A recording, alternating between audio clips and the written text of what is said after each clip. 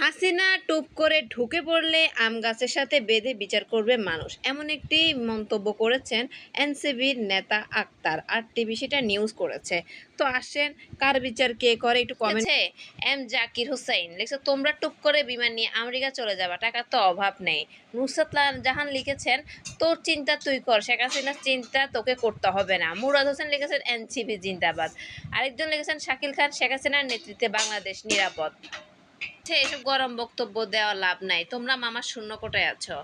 আর দুরন্ত শিমুল লিখেছে, তাই তো বলি দেশের এত গাজা যায় কই। আমেরিকার মায়ের কি। আরফান সুমন লিখেছেন, কাকু হেডা বড়া গল্প দিয়ে লাভ নাই, কি করতে পারো তা সময় দেখা যাবে, আগাম পক পক করে লাভ আছে।